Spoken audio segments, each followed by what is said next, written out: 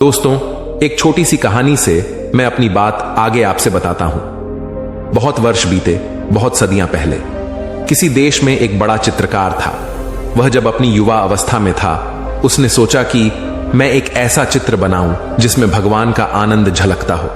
मैं एक ऐसे व्यक्ति को खोजूं, एक ऐसे मनुष्य को जिसका चित्र जीवन के जो पार है, जगत से जो दूर है, उसकी खबर लाता हो। और वह अपने देश के गांव गांव घूमा, जंगल जंगल उसने छाना उस आदमी को जिसकी प्रतिच्छवि वह बना सके। और आखिर एक पहाड़ पर गाय चराने वाले एक चरवाहे को उसने खोज लिया। उसकी आंखों में कोई झलक थी, उसके चेहरे की रूपरेखा में कोई दूर की खबर थी।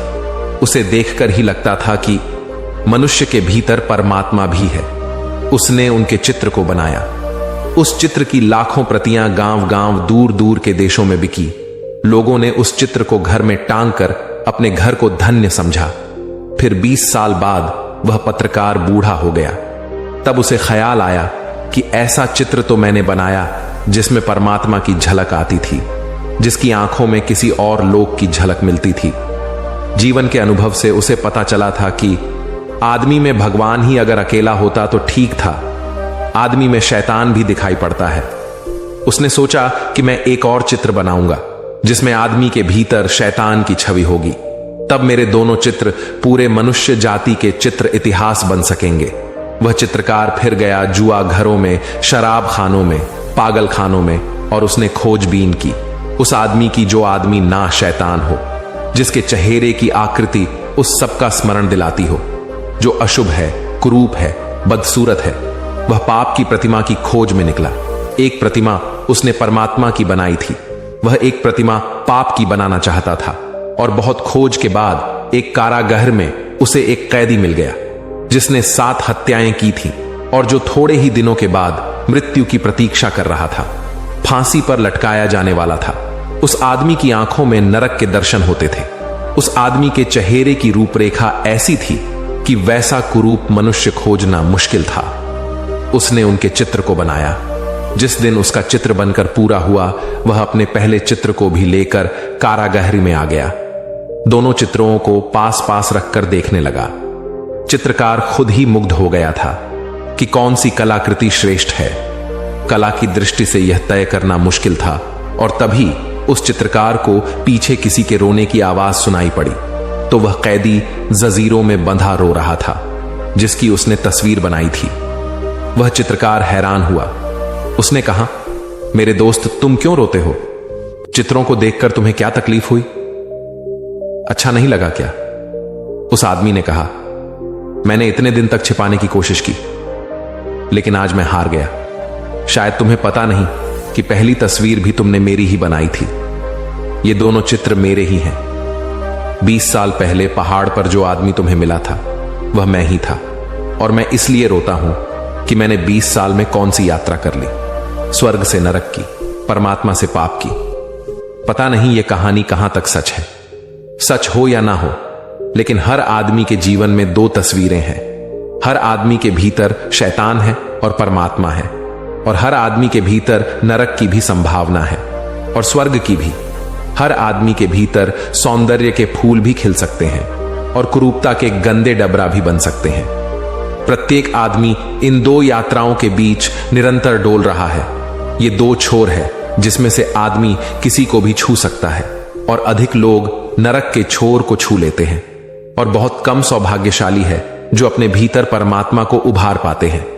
क्या हम अपने भीतर परमात्मा को उभार पाने में सफल हो सकते हैं? क्या हम भी वह प्रतिमा बन सकेंगे जहां परमात्मा की झलक मिले? दोस्तों, ये बात बहुत गहरी है, विचार जरूर करना। तुम शायद थक चुके हो, लेकिन जीवन की लालसा अब भी बाकी है। एक बूढ़ा लकड़हारा जंगल से लौट रहा था। एक बड़ा भारी लकड़ियों का गट्ठर अपने सर में रखा हुआ था। वह बहुत बूढ़ा था, थक गया था। न केवल रोज रोज के कामकाज से थक गया था, जीवन से ही थक गया था। जीवन का कोई बहुत मूल्य न रह गया था उसके लिए। जीवन एक थकान भरी पुनरुक्ति था। रोज रोज वही सुबह जंगल जाना, दिन भर लकड़ियां काटना, फिर सांझ गट्ठर लेकर शहर आना, और उसे कुछ याद ना था। यही उसका कुल जीवन था। वह ऊब गया था। जीवन उसके लिए बेकार था। विशेषकर उस दिन वह थका हुआ था, पसीना बह रहा था, सांस लेना भी मुश्किल हो रहा था। गट्ठर का बोझ उठाए वह किसी तरह घसीट रहा था। अकस्मात जैसे जिंदगी का बोझ फेंक रहा हो, उसने अपना गट्ठर नीचे पटक दिया। प्रत्येक व्यक्ति के जीवन में एक घड़ी आती है जब व्यक्ति सारा बोझ फेंक देना चाहता है। केवल सर पर रखा वह गट्ठर ही नहीं, वह तो केवल प्रतीक है। उसके साथ वह पूरा जीवन ही फेंक देता है। वह घुटनों के बल जमीन में गिर पड़ा। आकाश की तरफ उसने आंखें उठाई और कहा, हे मौत, तू हर आदमी को आती है, लेकिन तू मुझे क्यों नहीं आती? और कितने दुख देखने हैं मुझे, अभी और कितने बोझ ढोने हैं मुझे। क्या मुझे काफी सजा नहीं मिल चुकी? उसे अपनी आंखों में भरोसा ही नहीं आया।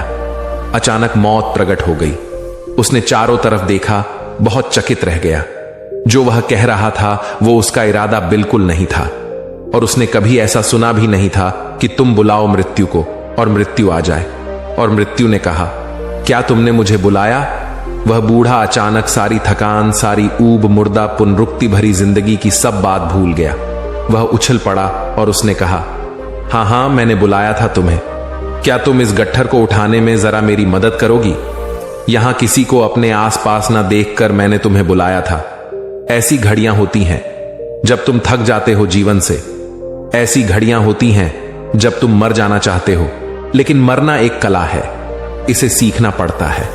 और जीवन से थकने का अर्थ सच में ही यह नहीं होता कि गहरे में जीवन के प्रति तुम्हारी लालसा मिट चुकी हो। तुम शायद थक चुके हो किसी एक ढंग के जीवन से, लेकिन तुम जीवन मात्र से नहीं थके हो। हर कोई थक जाता है एक ही ढांचे से, वही रोज रोज थकान भरा चक्कर, वही पुनरुक्ति। लेकिन यदि मौत आ जाए तो तुम भी वही करोगे जो उस लकड़हारे ने किया। उसने एकदम मनुष्य की भांति व्यवहार किया। उस पर हंसो मत। बहुत बार तुमने भी सोचा है कि खत्म करें इस अंतहीन बकवास को, किस लिए चला रहे इसे। लेकिन यदि मृत्यु अचानक तुम्हारे सामने आ जाए तो तुम तैयार नहीं होगे। शुरू शुरू में उदासी लगेगी, लगने देना पुराना अभ्यास है। शुरू शुरू में परेशानी लगेगी, लगने देना। लेकिन एक घड़ी 24 घंटे में चुपचाप बैठ जाओ, ना कुछ करो, ना कुछ गुनो, ना माला फेरो, ना मंत्र जपो, ना प्रार्थना करो, कुछ भी ना करो, चुपचाप। हां, फिर भी विचार चलेंगे, चलने दो। देखते रहना निरपेक्ष भाव से, जैसे कोई राह चलते लोगों को देखता है कि आकाश में उड़ती बदलियों को देखता है। निष्प्रयोजन देखते रहना, तटस्थ देखते रहना, बिना किसी सभी लगाव के, बिना निर्णय के, ना अच्छा ना बुरा, चुपचाप देखते रहना। गुजरने देना विचारों को। आए तो आए, ना आए तो ना आए, ना उत्सुकता लेना आने में, ना उत्सुकता लेना जाने में। और तब धीरे धीरे एक दिन वह घड़ी आएगी कि विचार विदा हो गए होंगे, सन्नाटा रह जाएगा। सन्नाटा जब पहली दफा आता है तो जैसे बिजली का धक्का लगे, ऐसा रोया रोया कंप जाएगा, क्योंकि तुम प्रवेश करने लगे फिर उस अंतर अवस्था में जहां गर्भ के दिनों में थे। यह गहरा झटका लगेगा। तुम्हारा संबंध टूटने लगा संसार से। तुम्हारा संबंध छिन्न भिन्न होने लगा भीड़ भाड़ से। तुम संबंधों के पार उठने लगे। झटका तो भारी लगेगा, जैसे हवाई जहाज उठेगा जब पहली दफा पृथ्वी से, तो जोर का झटका लगेगा। ऐसा ही झटका लगेगा। घबराना मत। एक बार पंख खुल गए आकाश में, एक बार उड़ चले तो अपूर्व अनुभव है, अपूर्व आनंद है। फिर एकांत कभी दुख ना देगा। एकांत तो क्या, फिर भीड़ भी दुख ना देगी, क्योंकि तब भीड़ में भी एकांत बना रहता है। जिसको भीतर सधने की कला आ गई, वह बीच बाजार में खड़े होकर भी ध्यान में हो सकता है। दुकान पर बैठे बैठे, काम करते करते, और भीतर धुन बजती रहेगी। रात दिन नींद में भी उसकी धुन बजती रहेगी। शांति पाने की कोशिश मत करना, अशांति को स्वीकार कर लेना। आप शांत हो जाएंगे। फिर दुनिया में कोई आपको अशांत नहीं कर सकता। अगर आप अशांति के लिए राजी हैं, फिर कौन आपको अशांत कर सकता है? अगर मैं गाली के लिए तैयार हूं तो कौन मेरा अपमान कर सकता है? मैं गाली के लिए राजी नहीं हूं, इसलिए कोई मेरा अपमान कर सकता है। मैं अशांति के लिए राजी नहीं हूं, इसलिए कोई भी अशांत कर सकता है। अगर हम ठीक से मन की प्रक्रिया को समझ ले तो मन की प्रक्रिया को समझकर जीवन बदला जा सकता है। प्रक्रिया यह है कि मन हमेशा चीजों को दो में तोड़ देता है, मान अपमान, सुख दुख, शांति अशांति, संसार मोक्ष, और कहता है एक नहीं चाहिए, अरुचिकर है, और एक चाहिए, रुचिकर है। बस ये मन का खेल है।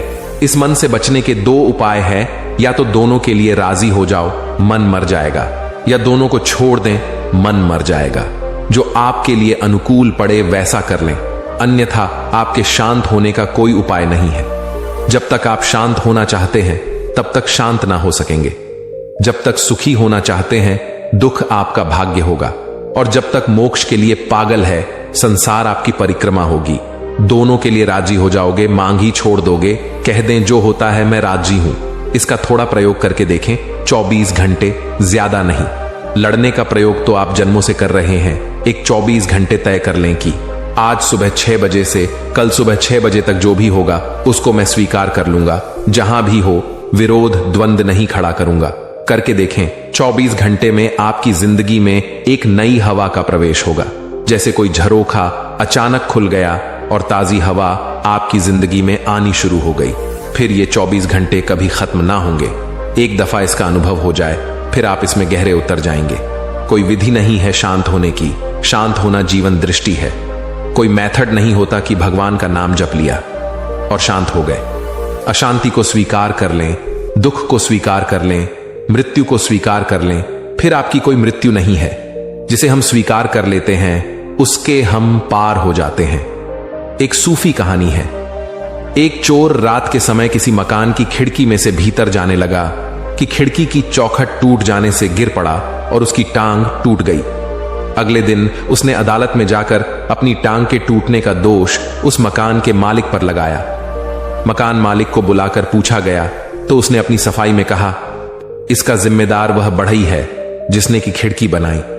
बढ़ई को बुलाया गया तो उसने कहा कि मकान बनाने वाले ठेकेदार ने दीवार का खिड़की वाला हिस्सा मजबूती से नहीं बनाया था। ठेकेदार ने अपनी सफाई में कहा, मुझसे यह गलती एक औरत की वजह से हुई जो वहां से गुजर रही थी। उसने मेरा ध्यान अपनी तरफ खींच लिया था। जब उस औरत को अदालत में पेश किया गया तो उसने कहा, उस समय मैंने बहुत बढ़िया लिबास पहन रखा था। आमतौर पर मेरी तरफ किसी की नजर उठती नहीं है, सो कसूर उस लिबास का है जो इतना बढ़िया सिला हुआ था। न्यायाधीश ने कहा, तब तो उस सीने वाले दर्जी को बुलाया जाए, वही मुजरिम है, उसे अदालत में हाजिर किया जाए। वह दर्जी उस स्त्री का पति निकला और वही वह चोर भी था जिसकी टांग टूटी थी। दोस्तों, यह इस जगत का सर्वाधिक आश्चर्यजनक नियम है। जो गड्ढे तुम दूसरों के लिए खोदते हो उनमें स्वयं गिरना पड़ता है। फिर तुमने चाहे गड्ढे जानकर बूझकर खोदे हो, चाहे अनजाने में खोदे हो, जो कांटे तुम दूसरों के लिए बोते हो वे तुम्हारे ही पैरों में छिदेंगे। अगर फूलों पर चलना हो तो सभी के रास्तों पर फूल बिखराना, क्योंकि तुम्हें वही मिलेगा जो तुम दोगे। जिंदगी दोगे, जिंदगी मिलेगी। जिंदगी लोगे, जिंदगी छिन जाएगी। जगत प्रतिध्वनि करता है, गीत गाओ, चारों तरफ से गीत तुम पर बरस जाएंगे। गालियां दो, चारों तरफ से गालियां तुम पर बरस जाएंगी। जो चाहो लो, मगर शर्त यही है कि वही दोगे तो मिलेगा। जगत प्रतिदान है, तुम दान करो, जगत प्रतिदान है। 1000 गुना होकर लौट आता है सब। यह कहानी तो एक व्यंग्य है, एक मजाक है, मगर जिंदगी ऐसी ही है। अगर इस नियम को तुम पहचान कर चलने लगे तो बस तुम्हारा रास्ता स्वर्ग की तरफ मुड़ गया। अगर इस नियम को ना पहचाना, ना समझा और इसके विपरीत चलते रहे तो नर्क ही तुम्हारी मंजिल है। दोस्तों, इस वीडियो को जरूर शेयर करें। हमेशा खुश रहिए। धन्यवाद।